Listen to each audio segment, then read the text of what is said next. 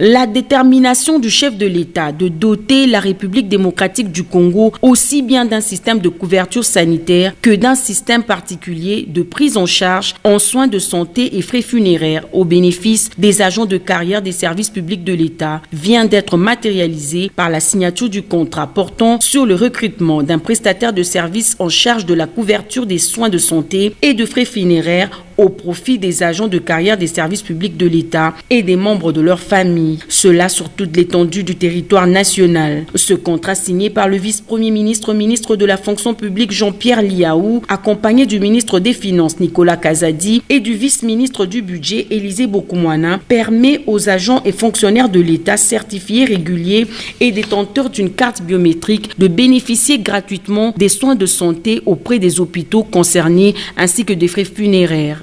Sous la coordination du Premier ministre, suivant la vision tracée par son Excellence Monsieur le Président de la République, nous sommes déterminés à poursuivre le combat contre la pauvreté. Beaucoup de fonctionnaires meurent faute de soins appropriés. Ils perdent leurs conjoints, leurs enfants, faute d'avoir la possibilité de les soigner. Et aujourd'hui, c'est un grand pas. C'est vraiment avec soulagement, avec plaisir que avec mes collègues, j'ai eu le plaisir de poser cet acte.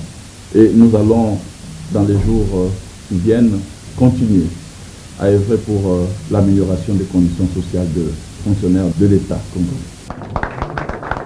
Avec la signature de ce contrat, le gouvernement de la République que dirige le Premier ministre Samalou Kondé démontre sa détermination d'œuvrer pour l'amélioration des conditions de vie des agents et fonctionnaires de l'État sous le leadership du chef de l'État Félix-Antoine Tshisekedi Tshilombo. Les mesures d'encadrement pour garantir le suivi du respect des clauses ont été envisagées. Le VPM de la fonction publique Jean-Pierre Liaou a annoncé la mise en place d'une commission interministérielle pour veiller sur la mise en place de ce contrat. À la même occasion, le vice-premier ministre, ministre de la fonction publique Jean-Pierre Liaou a procédé au lancement de la première phase de départ à la